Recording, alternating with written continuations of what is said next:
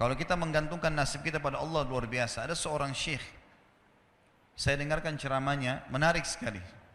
Saya tidak tahu orang itu siapa, tapi cuplikannya saya dapatkan dari seorang teman dari Jeddah yang mengirimkan ke saya. Orang ini cerita, syekh ini menceritakan, cuplikannya ada di HP saya, dia bilang, saya satu waktu pernah ke Mesir, dan di Mesir ini, saya lagi dari satu daerah mau ke Kairo, dari Iskandaria, satu kota, mau ke Kairo. Itu saya tiba di Kairo mungkin sekitar jam 2 malam. Pesawat saya selepas subuh harus berangkat kembali ke Saudi. Dia bilang saya telepon pengurus masjid, saya mungkin mau mampir di masjid yang saya ceramah kemarin di Kairo itu. Saya mau tinggal di sana mungkin 2 jam, 3 jam istirahat. Nanti habis itu baru kemudian saya berangkat ke Saudi habis subuh.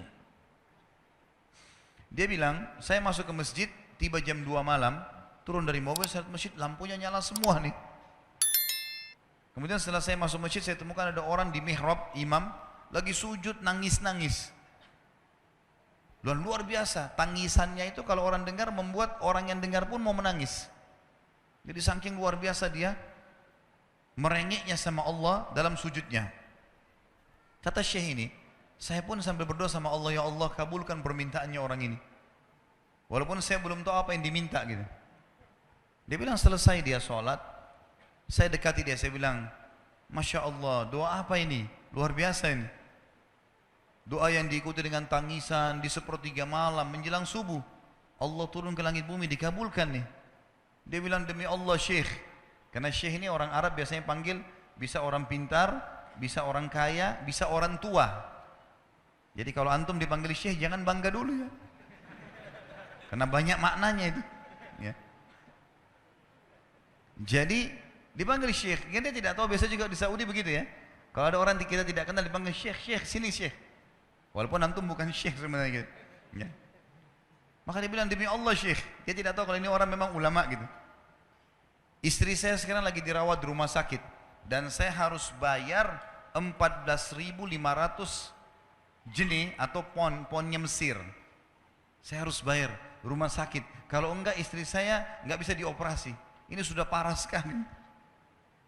Kata syekhnya, jadi gara-gara itu kau sujud sama Allah. Dia bilang iya, lanjutkan nangis sama Allah.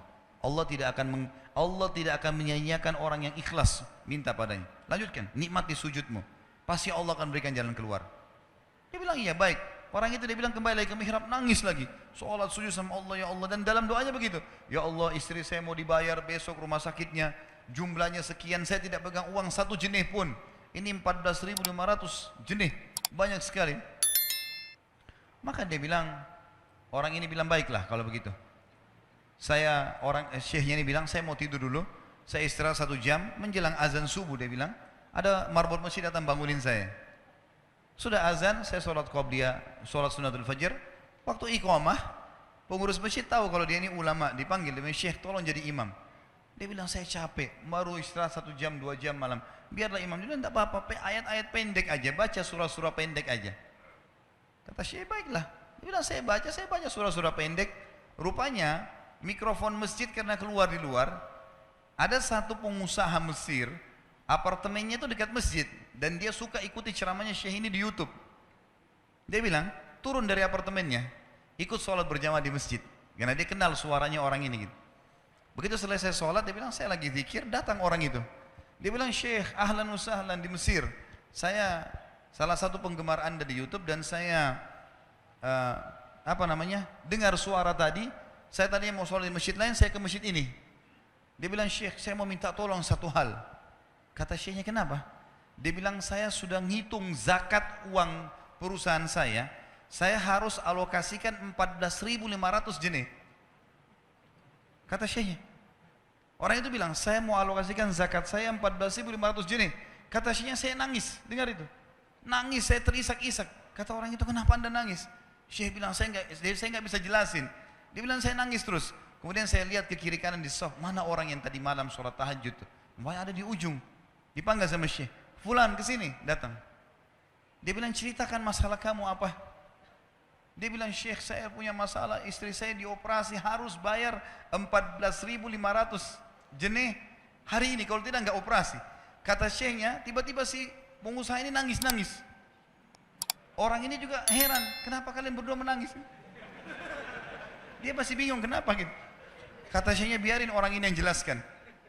Yang punya usaha bilang apa?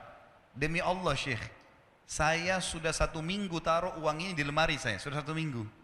Setiap hari istri saya bilang, turunkan, lakukan haknya Allah, zakat itu keluarkan.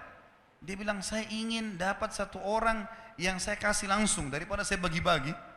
Saya mau 1 orang saya kasih, selesaikan masalah dia, dan Allah selamatkan saya di akhirat. Orang ini jadi nangis. Orang yang punya minta butuh nangis. Kata pengusahanya, ini uangnya silakan, 14.500. Semoga Allah selesaikan urusan saya di akhirat gara-gara saya bantu kamu.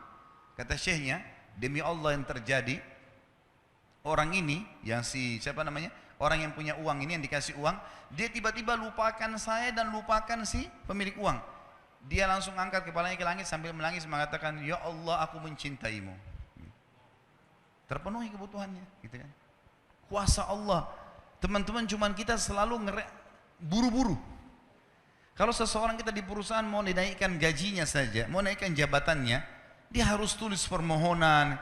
Tidak mungkin juga baru hari ini dimasukkan kemudian ketuk ruangan di rootnya, mana permintaan saya kemarin, atau hari ini, nggak mungkin.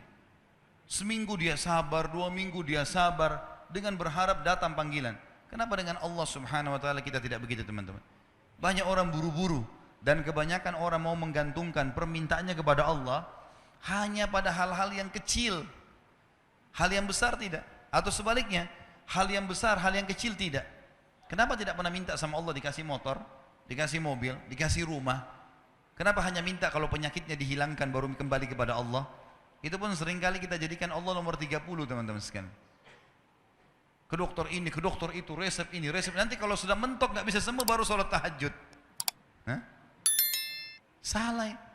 Islam mengajarkan kita apa? Sebelum makan berdoa, sebelum tidur berdoa, sebelum aktivitas berdoa, sebelum ke dokter doa dulu supaya Allah jadikan kesembuhan.